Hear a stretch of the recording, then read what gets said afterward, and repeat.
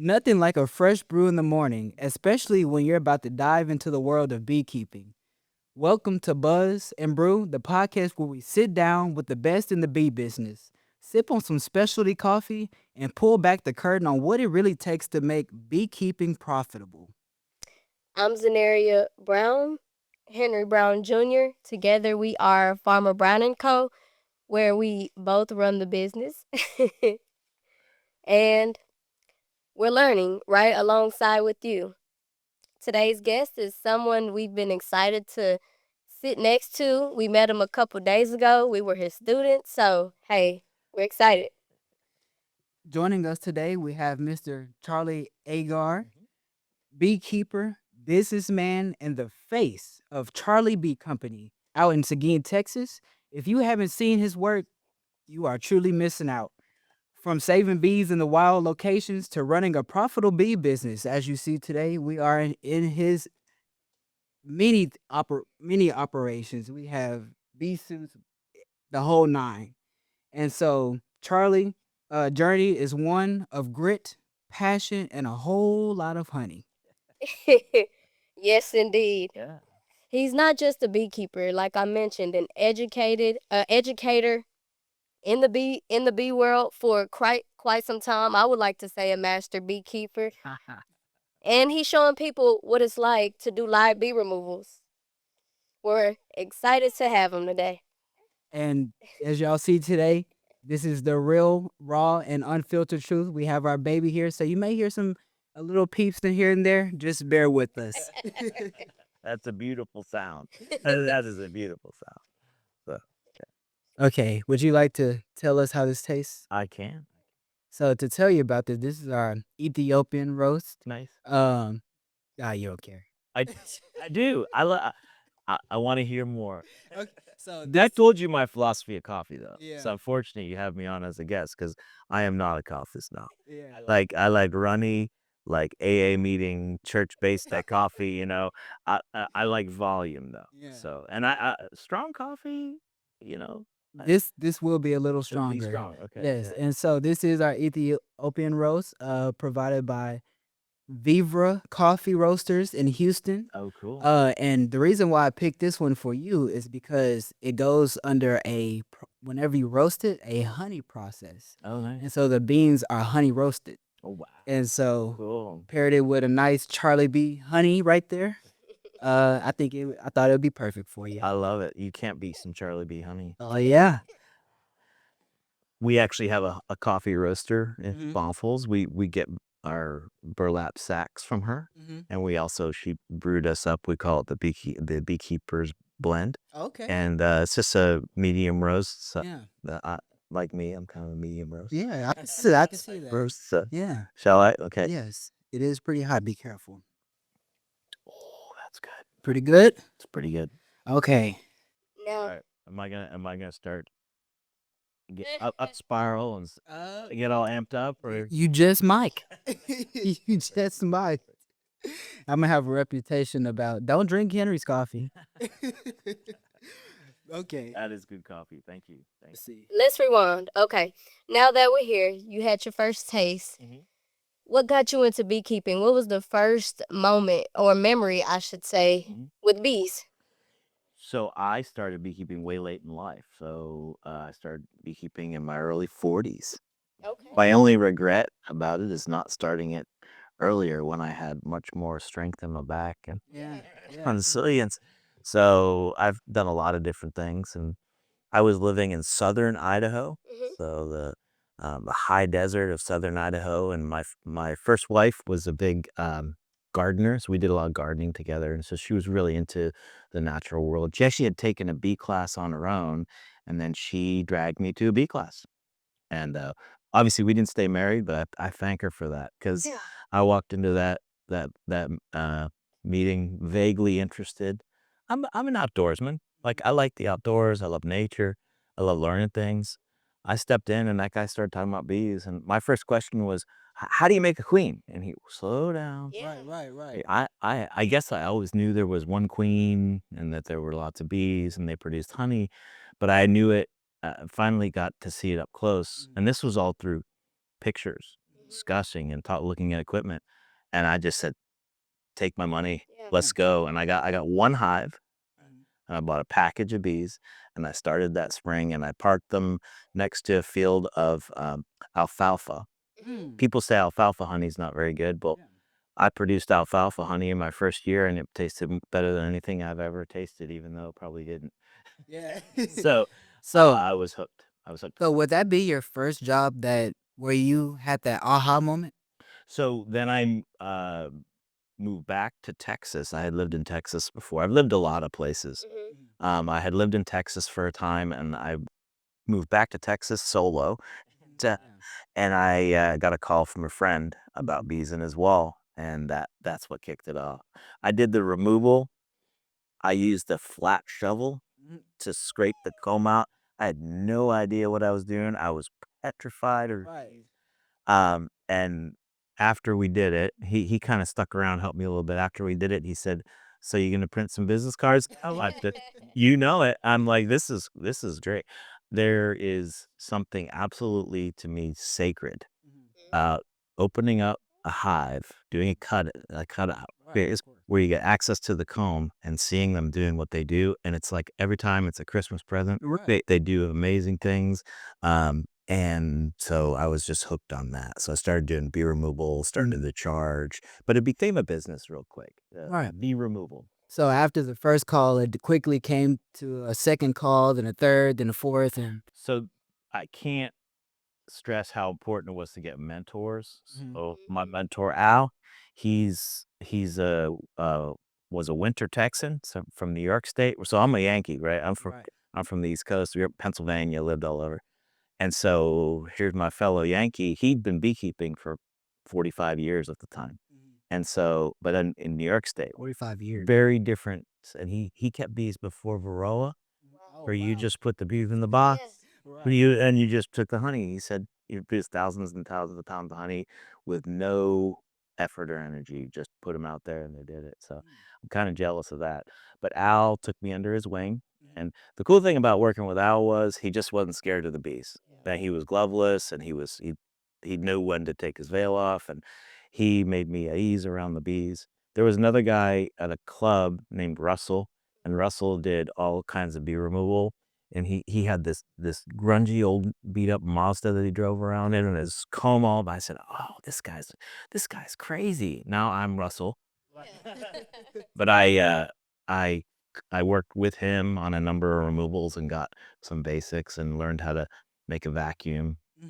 And I took off. And then Russell stopped doing it, and so he sent all his calls to me. That's amazing. And then the San Marcos Bee Wranglers up the road. There were a lot of bee removers in that club, and they'd send out an email if there was a bee removal or a swarm. And I was working at home. My other job, I freelance, so I'm at home at my computer, and ding, swarm in San Marcos. I'd be like, I'm out. My wife's going, "Where are you going? Don't you have work to do?" You're ready. I'm going to get some swarm work. Like, You're ready. I just jumped right into it. It became an obsession instantly. This brings me to our next segment, Hive Origins. You talked about your mentors and the guys who kind of helped you and how you got to this point. What is the biggest mistake that you learned early on? Um, well, my first 5 years of beekeeping was all feral bees, Yeah. which was literally and figuratively painful. Feral genetics, Butyllata genetic, the equatorial bee, they're mean. And so I just keep the bees. You're right. I'd put my bees way out, far away from people, and they were not fun to work. You'd cover your veil. Then I had some customers get stung up because I started doing ag exemption work, ag valuation work, and leasing my bees. And here I'm putting these terrible bees on feral bee property. And so the other thing is feral colonies are great. They're honey productive. They're no mites. I never dealt with mites for 5 years. Uh, they're hard to manage. They swarm, they do. they abscond, and so if I wanted to have kind of managed colonies and have them anywhere near people, so I started to buy queens. So I think taking a thoughtful approach to queen genetics from the start would have been good. I was chaos, absolute chaos. Walk away splits, and then I mean, it worked. It was inexpensive, Yeah. but I had a beekeeper friend point out at a conference, I was bragging about never buying queens. And he said, "When do you split?" I said, "April, right?" From end of March, April. He said, "What's the honey season in Texas like?" I said, "Well, it's March, April, May, June." He said, "So you're taking your most prime time of the year to make your own queens with splits?" He said, "For the cost of two jars of honey, get yourself a mated queen, fresh engine, known genetic." And I thought, mm, that that though put me into the treatment category, right? Because, untreated Italian genetics or carniolan, there's folks doing great things with genetics, but you're gonna need to address mites, Right. in some way. Yeah. But I would've if I could go back, I would've started thinking about genetics moment one versus just having feral bees. Okay. So whenever you were out capturing these feral colonies and like you say, you were doing freelance work and you was kind of putting it to the side to prioritize these swarm captures. At what point did it become a hobby per se to, oh man, this is bringing in some income, like a real job? Yeah. So as an early on as a bee remover, I didn't charge enough, and that was painful. Then I just started charging more. Actually, COVID-19 made me a full-time beekeeper. Real, Okay. we went from still doing I do video production work and creative consulting and marketing consulting, and that was steady. Mhm. Um, and then COVID hit and the tap turned off on that completely. Marketing budgets dried up. I'm a freelancer. Right. I'm the first one out. Right. So we don't have a budget this year. So yeah, those bee removal calls became really important by then.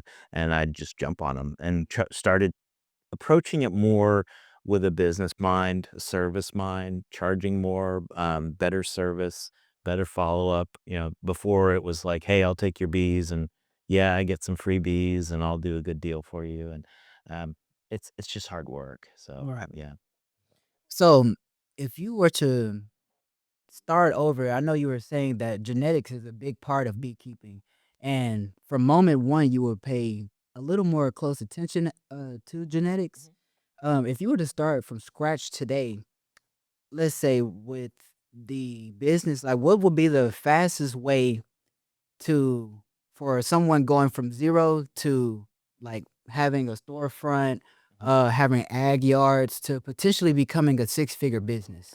Yeah, I mean, I think it would have helped me to think about it as a business from moment one, to think about business formation, bookkeeping, accounting, all that workflow. I'm still catching up on that Right, right, right. in getting help with it. A business attorney, that's real helpful. We created our LLC through an attorney friend of mine, and that made it real smooth.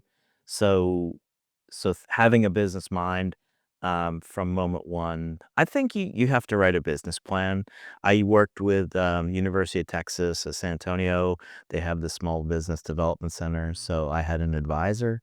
And so I decided, certainly when we wanted to do this retail piece and move to land, that required a lot of money.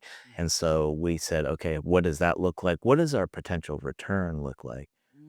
The one thing I've done right, I think, as a business person with bees is I've always started with revenue and expanded on it instead of saying, I'm gonna buy 1,000 hives Yeah. Right. and I hope I make $1 million with Yeah. it.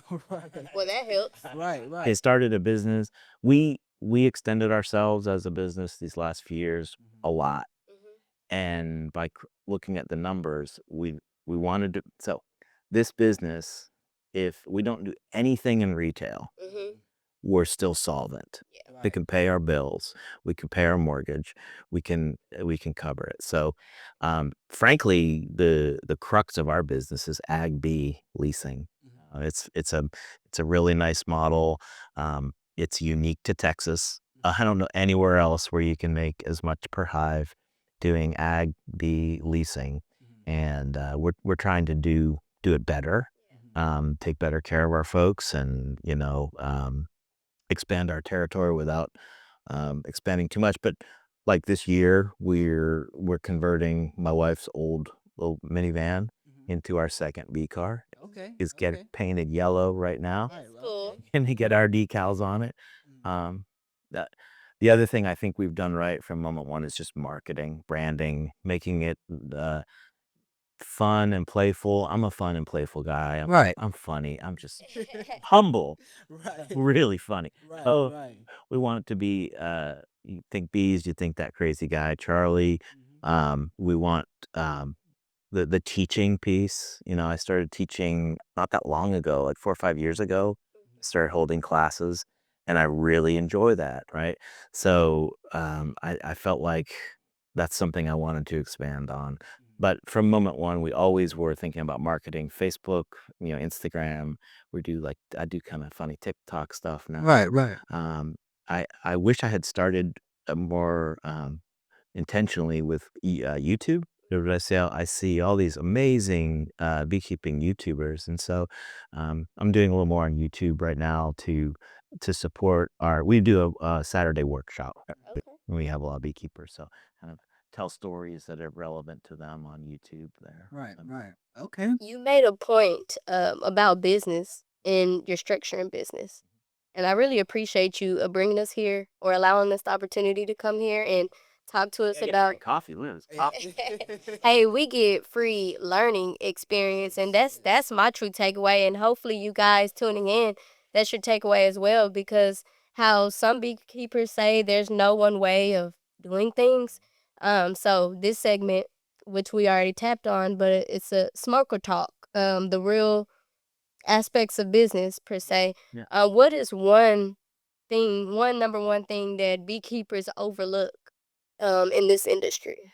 I think, and I know because I've done it. Most of the things that you can do wrong in beekeeping, I've done. I mean, you gotta kind of fail What? to. Right. Right. Getting too many hives too quickly, getting away from the fundamentals of, regular inspections, having a strategy for feeding, not just feeding, but why am I feeding? Thinking, I think getting that like beekeeping calendar year into your soul just takes some time. So it just takes some time. So don't stay at 5, 10, 15 hives for a while, Mhm. which I didn't do. Yeah. Bad. And then you learn. Then you grow based on bee health. We run into situations. I have a bunch of dead outs right now that I have to replace in my ag yards, and that costs. Yeah. And it costs me my time. Even if I've got the bees, I've got to move them around.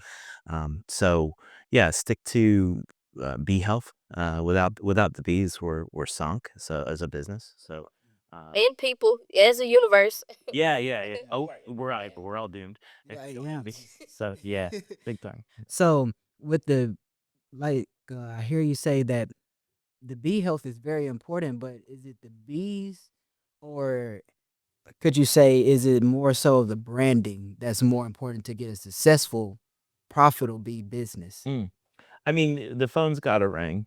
We've got to, and then you have to have something to offer. I think the most important thing in any business is customer service. I've failed at it. I got a real bad review on Google from somebody Uh-oh. who I did a bee removal for them, and then it was right at the beginning of the crazy season. And I always tell folks, "Hey, I'll be back if the bees stick around." Well, it was more than a week, and I didn't think the problem was so bad. And then they eventually they hired an exterminator to kill the bees that were there, which I didn't think they needed to do. But still, that was on me. Right. I made a mistake. And so I think those failures in customer service really can hurt.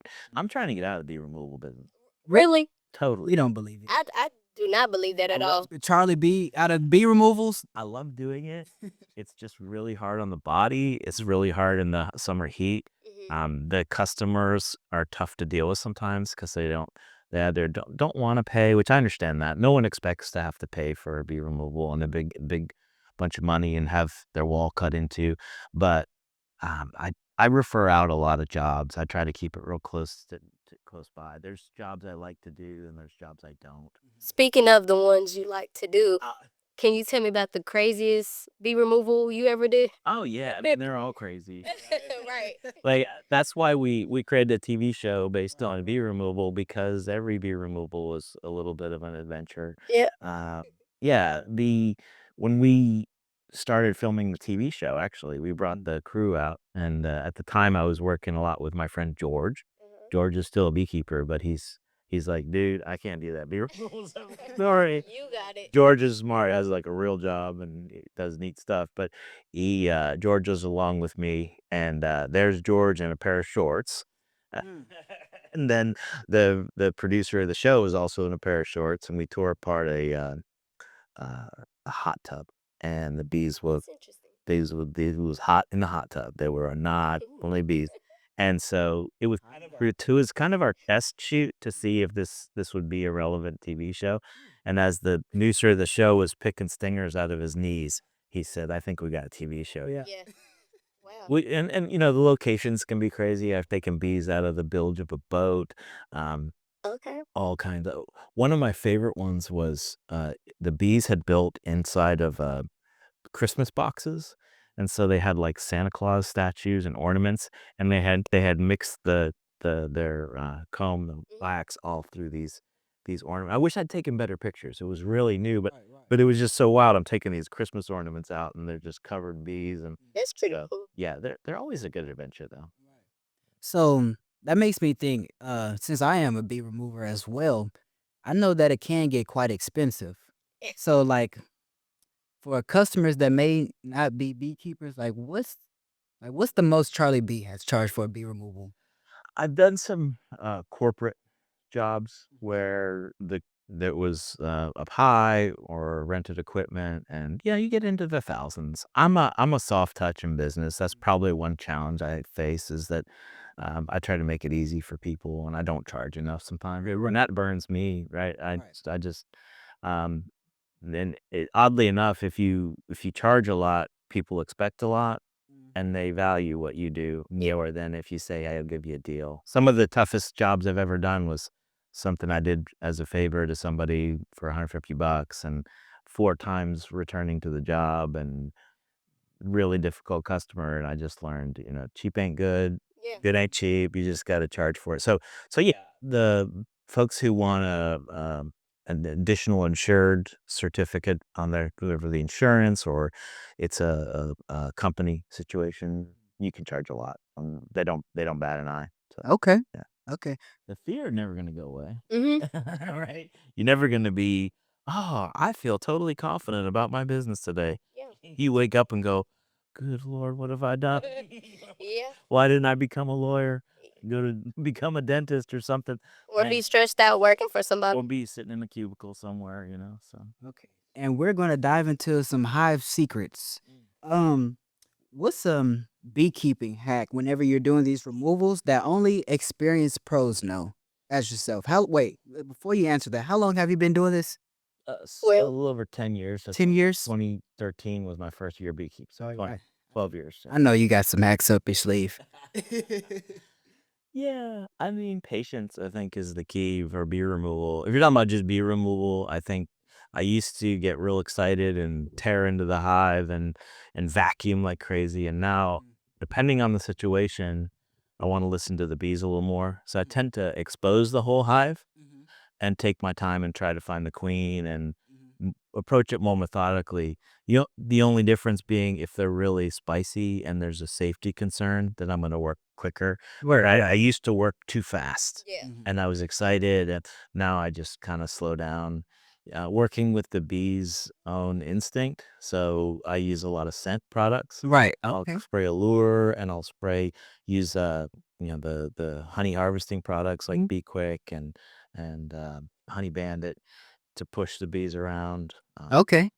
And there's so many tricks. So I'm a member of our state bee remover organization. I'm the vice president, Okay. which means I do nothing. Association, Texas Association of Professional Bee Removers. I've learned a lot from those folks. There's some really good bee removers, and learned about everything from like ladder safety and just techniques from some of these folks, how to deal with like dangerous material. I've taken asbestos off like a fool and didn't even think about it. And you know what? That's kind of dangerous. There's a lot of things to think about. So, um, that business, if you're talking just bee removal, which Well, like I said, is part of what we do. in totality, the beekeeping, bee removal. Oh, Yeah. yeah. I would say patience, listening to the bees. Okay. I'm a commercial beekeeper by numbers. I have more than 300 hives, but I'm not slam bang with going through the bees. If I can take my time and really listen to what they're doing, it makes a big difference. Yeah, slowing down with the bees. Also, just enjoying it. Right. Uh, like I'll do a class and we'll spend an hour and a half on one hive, and I'd love to do that all day long. I can't. Right. Right. But I really just slowing down, taking time with the bees. It's also my, my therapy. I don't know. Yeah. It definitely it's is. my zen, I just love it, so. Okay, so with all the different aspects here, if you were to train a new beekeeper to help them become a profitable beekeeper in 6 months, how would you go about that? Well, I mean, the way to make $1 million in beekeeping is to start with 2. That's Too high? $2 million. 2 million. Look, thank you. That's an old real bad joke. Yeah. Yeah. Kinda true. Yeah. I think a lot of folks approach beekeeping out the gate thinking there's gold in them there hills, Mhm. and I think s uh, sticking with the fundamentals of beekeeping, that really helps, and that means not growing too quickly. Monetizing beekeeping, you can do it out the gate, but, I think a lot of folks get ahead of themselves or envision this being, super it's also just a lot of work.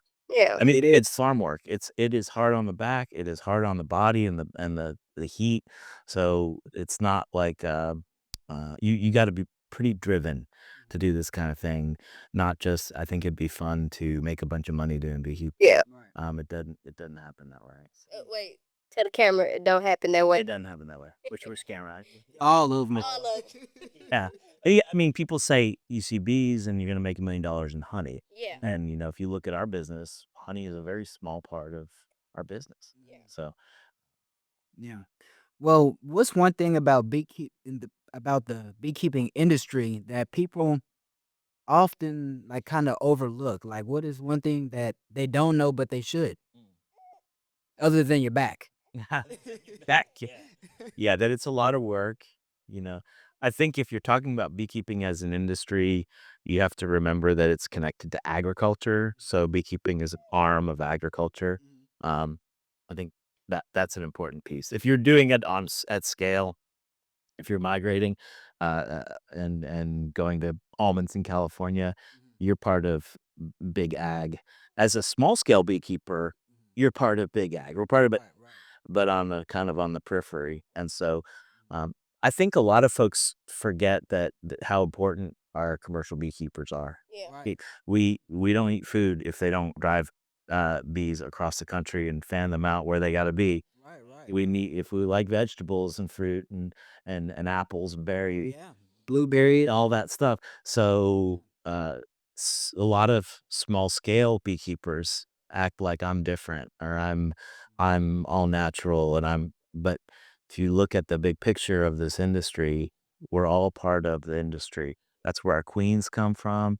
That's where our supply chain is. Yep. Your boxes and your pro suite and all your tools and everything. We're all kind of connected. Right. So I try to stay active with our national organization, American Beekeeping Federation, ABF.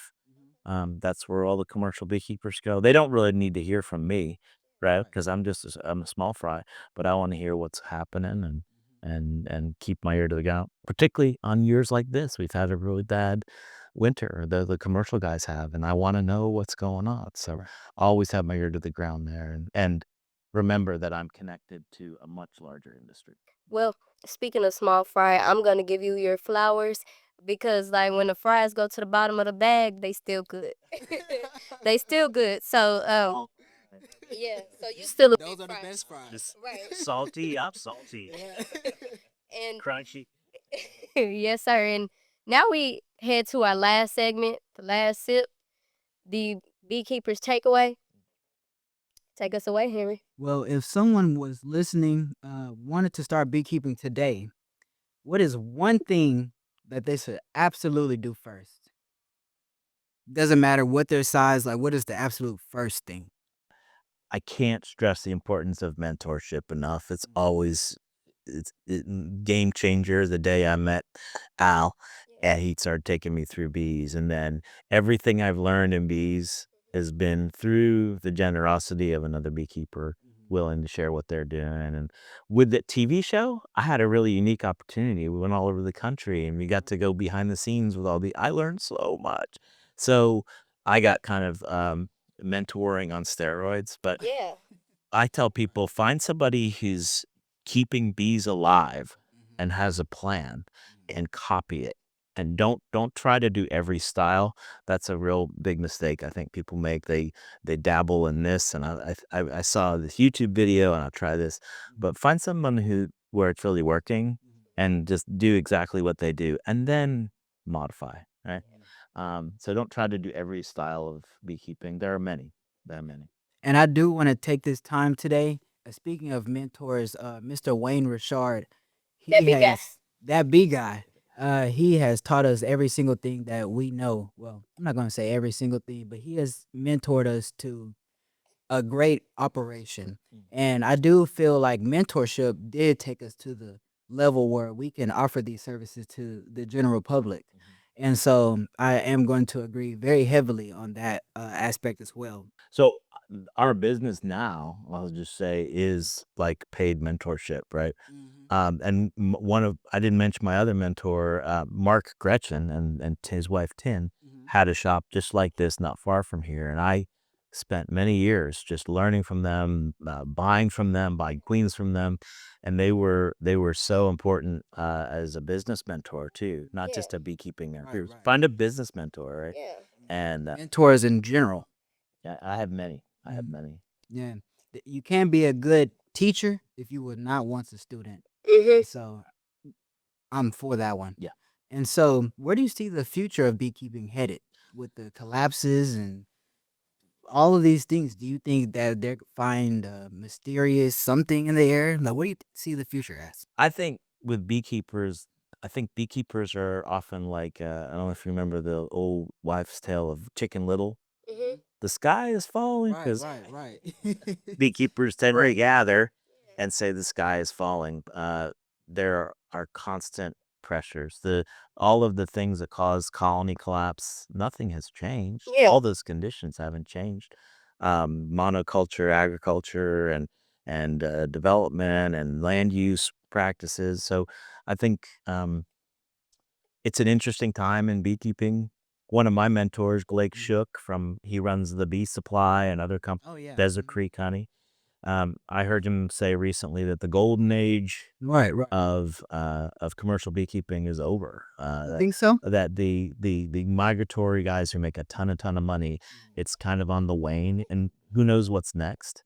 Um, I look at somebody coming up in beekeeping, a young person like yourself, and I think beekeepers are very adaptable, right? Yeah. It's very so. And you look at beekeeping's part of agriculture, but it's like they're the tail at the end of agriculture. So respond to agriculture. So I think beekeepers will always figure out a way to modify what we're doing, change our business model. I stress that we do a lot of different things. Um, we can't do everything. For example, we're light on products of the hive, propolis tinctures and salves and for the moment. Something we want to do, but we haven't really gone there because we just have too many other things to do. So I can't do every bit of beekeeping. I try to do my silos, teaching, selling equipment, leasing bees, a little bit of bee removal, maybe less and less bee removal. I'll send them to you. Hey, we appreciate we're that. here. So, but find your niche or niches and have a little bit of synergy between those. Making nukes and teaching classes and selling equipment all kind of goes together, right? So so yeah, find your area, and the future beekeeping is being able to adapt. you know, you can adapt to conditions. And like I said, the news is never good. Right. Keeper. It's never, we never get together every January for all our different national organizations and American honey producers. It's not good news. Right. There are innovations. Yeah. There are all kinds of neat things on. People are working on stuff and coming up with ideas. I've just started with this mushroom compound. That's a supplement for my hives. Think Interesting. it's a secret sauce. And Okay. I'm all about mushrooms. I think the is a lot to learn from nature. So if we can, you know, rely on nature. So adapting to those kinds of Yeah. things. So, Okay. you know. Okay. Wait, so real quick, with that you just gave us, can we find more of that on your YouTube?